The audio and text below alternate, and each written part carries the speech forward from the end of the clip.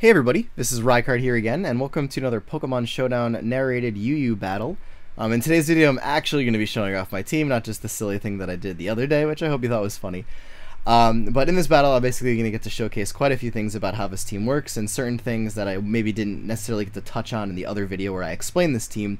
But one thing that I've been finding more and more as I use this team is that it works really well against a lot of common UU things, but when I see a little bit more of an uncommon team, this team tends to not match up very well against some of the weirder UU stuff. And in this battle in particular, while all the Pokemon that my opponent is using are not like completely unseen, I very often do not see these Pokemon in such a combination, which is why this particular battle actually gave me quite a bit of trouble. Mainly seeing 2 Dragon types, 2 Steel types, and 2 Ground types on the same team I thought was a little bit interesting. But my team is going to struggle a bit throughout this battle to handle it, but I'm going to do my best to try to commentate everything as we do it. So let's go ahead and jump into it right now. So my opponent's going to lead off a Swampert as I go ahead and lead off with a Moongus. I pretty much predicted this, so this is going to allow me to just go for Giga Drain in the first turn. A lot of times Swamperts will stay in and just go for Stealth Rock, predicting Spore. But I just go for the Giga Drain. I always go for the damage if I have the chance to. But they go into Altaria right here. And the eject button from the Earthquake is going to actually allow me to just go out and Hippowdon right now and basically get up my Stealth Rock for free. Basically seeing the Earthquake, I know that this is a physically offensive Altaria, which can't really do too much to Hippowdon once it's able to really be in the battle. So I can get the rocks up as my opponent goes into Swampert, and then I go for the Toxic on the following turn as my opponent sets up their rocks. But unfortunately, I miss, and getting some status on Swampert is usually one of the best ways to kill it, just because it's such a great wall, but it doesn't have any access to recovery outside of rest. I'm going to go ahead and switch out to my Sigilyph now, knowing that it can handle Swampert very well. And I could go for the Defog immediately, just to get rid of the hazards, but I'm actually going to decide to just go for the Psycho Shift. I want the status on it. I would have rather had Toxic, but I'm going to settle for the burn right here, as he's going to go ahead and roar me out into Magneton, which is obviously a really bad matchup. So I'm just going to go right ahead and switch right back into the Sigilyph on this turn, obviously because there's really no reason not to. Funny thing here, by the way, that happens is I get burned from the Skull as opposed to my Flame Orb.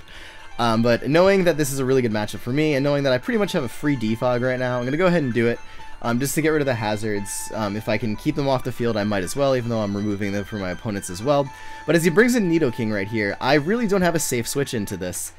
So I'm just like, you know what, I'm just going to sack Sigilyph and figure out something else to do about it. So I'm going to go ahead and bring in Magneton right now on it. He might have been thinking I have Hidden Power Ice in that instance, but I'm just going to go for the Flash Cannon just to get a little bit of damage. And then knowing that he's immediately going to want to go and set up for the Stealth Rock right now, I'm actually going to go ahead and go for another Flash Cannon, because I realize that in this battle, Magneton isn't really useful for trapping much.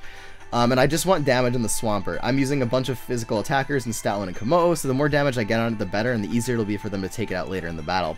But I get the special defense drop too, which makes me want to stay in even more. I sack it, it's no big deal. His Scarfer, which is probably Hydreigon, outspeeds my Scarfer anyway, so it's not a huge issue that happened for me. But this is going to allow me to easily go into a Moongus right now, and this time I'm actually going to go ahead and go for the Spore, because this will allow me the ability to put something to sweep. I pretty much knew he was going to switch out there unless he wanted to lose his Swampert. And then I'm going to immediately go right back into my Hippowdon right now, which is obviously there to handle the Klefki, but this works really well, because I know from full health an Ice Beam won't knock out my Hippowdon, so he's going to lose his Nidoking if he stays in. So, going to go for it right now. I thought maybe I could kill the Swampert from this range, but it's probably max defense.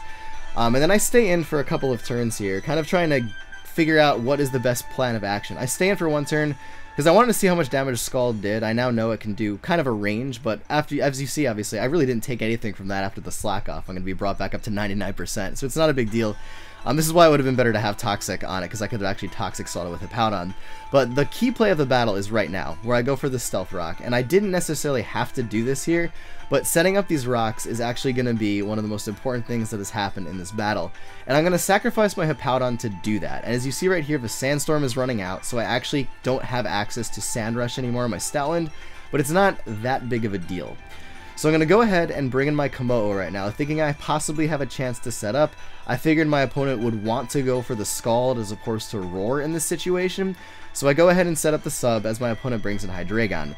And I was thinking, oh, this is great for me. All he can do is, break my sub with a Draco Meteor, but I later find out that actually Drain Punch from this range, as you're going to see right now, doesn't KO Hydreigon, because it's a weaker fighting type attack, and Hydreigon just has some natural bulk. That was actually max damage, I believe. But I'm going to go into a Moongus right now to take the second Draco Meteor, and then knowing that he's either going to switch out or do even less damage on this turn, I decided to go right back out into my Stoutland now, because this is really the best thing. I don't want Amoonguss taking too much damage, so I'm going to go into Stoutland just to kind of bring it in as a safe switch. Thankfully, my opponent switched out right here, which actually is amazing. So I'm going to go ahead and bring this in. Go for the Z Frustration right now, which is the Breakneck Blitz. Thankfully, I don't flinch with an Iron Head. I later switched up my Z Crystal to a Fighting one for reasons like this. But my opponent actually realizes right now that he can't really defeat me unless he gets a stat boost from his Cobalion now that his Hydreigon is going to go down. So he actually Swords Dances here, possibly predicting a switch or possibly thinking he needed the boost. And I'm able to take it out with a Superpower, which is super duper amazing. But he's going to KO my Stoutland right now with his Nidoking, and then doing a little quick damage calc, find out that there is a significantly high chance that I can live in Ice Beam from this range with kommo-o. So I stay in, I risk it, it only does 82%, and I'm able to get up a Dragon Dance, which is basically going to be what wins me this game right now because of its natural bulk. So Ice Punch is going to go ahead and KO Nidoking. As I've mentioned previously in the video where I described this, not a lot of things can resist the Fighting Ice type combination. He's going to bring in Hydreigon right now, though that's not going to really do anything, it's just going to sacrifice it, so it's no big deal. But here he's going to bring in Altaria, and this is where the Stealth Rocks that I mentioned before being like the key play really matter. Because once Altaria Mega Evolves, it gets a huge boost to its defense and also loses its flying typing, so Ice Punch is only 2 times super effective as opposed to 4 times super effective, and I actually can't KO Altaria from the range it would have been at prior to the Stealth Rock damage. So that ends up being amazing for me. And then he brings in Klefki, it's all he has left. Thankfully, it hasn't been put to sleep for any turns yet, so it was asleep and immediately switched out. So his Drain Punch right now is free. So I get that up, and I do way more than enough damage to basically 2-hit KO this thing. He just goes for Defog because he realizes at this point there's really not much he can do. And that's going to give me the victory in the battle. Which basically just shows how amazing kommo-o is in this tier, honestly, but also just kind of a little bit of insight onto how this team works. Another really interesting thing also that I learned after the battle, after doing a little bit of, like, you know, research and figuring out were there better options and plays I could have made, just in case you're using this team and are curious. If you already have a substitute up when your opponent brings in Hydreigon, and it is the Choice Scarf variant, like most are, the best thing to do is actually keep substituting until it gets basically to -6 or -4, and at that point you can then Drain Punch and then easily live the -6 or -4 Draco Meteor after your sub is broken by the previous one. And basically that'll give you then a free Dragon Dance on the following turn, which is going to be amazing because then you can just basically set up on Hydreigon, which is a really cool thing to keep in mind when using this team and just information that I know for later. But anyways, everybody, thank you all for watching, and as always, take care, goodbye, and I will see you all next time. Hope you enjoyed.